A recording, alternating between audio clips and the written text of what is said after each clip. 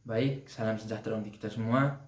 Saya di sini akan menjelaskan konstitusi dan perubahan perundang-undangan di Indonesia. Yang pertama adalah konstitusi, pengertian dari konstitusi. Konstitusi berasal dari bahasa Prancis yaitu constituer yang berarti membentuk. Maksudnya adalah pembentukan, penyusunan, atau pernyataan suatu negara.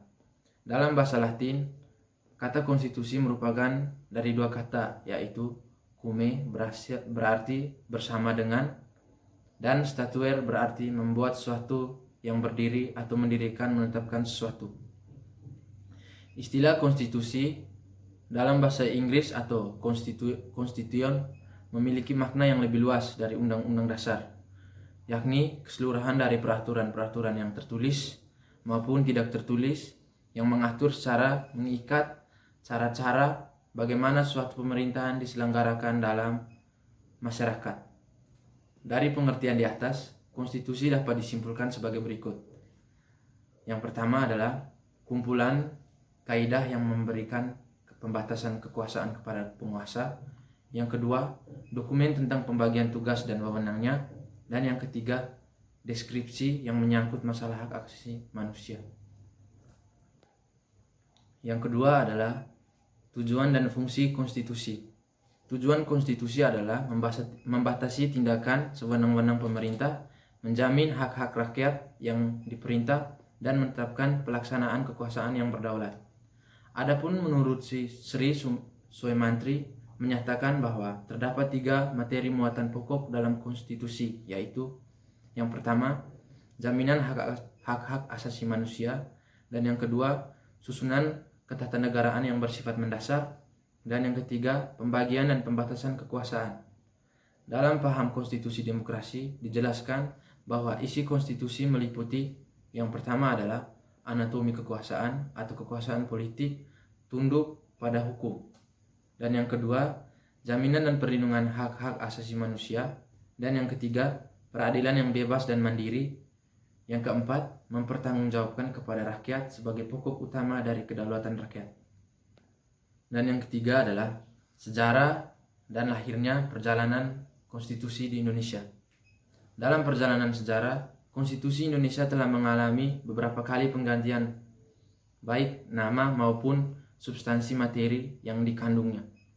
Perjalanan sejarah konstitusi di Indonesia antara lain, yang pertama adalah Undang-Undang Dasar 1945 yang masa berlakunya sejak 18 Agustus 1945 sampai dengan 27 Desember 1945. Yang kedua, Konstitusi Republik Indonesia Serikat lazim dikenal dengan sebutan Konstitusi RIS dengan masa berlakunya 27 Desember 1949 sampai dengan 17 Agustus 1950. Dan yang ketiga, Undang-Undang Dasar Sementara atau UUDS Republik Indonesia 1950 yang masa berlakunya sejak 17 Agustus 1950 sampai dengan 5 Juli 1959. Yang keempat, Undang-Undang Dasar 1945 merupakan pemberlakuan kembali konstitusi pertama di Indonesia dengan masa berlakunya sejak Dekret Presiden 5 Juli 1959 sampai sekarang.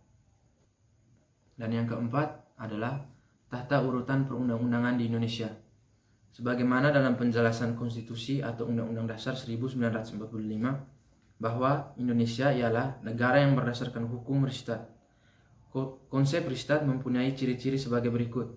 Yang pertama, adanya perlindungan terhadap HAM, dan yang kedua, adanya pemisah dan pembagian kekuasaan dalam lembaga negara untuk menjamin perlindungan hak asasi manusia.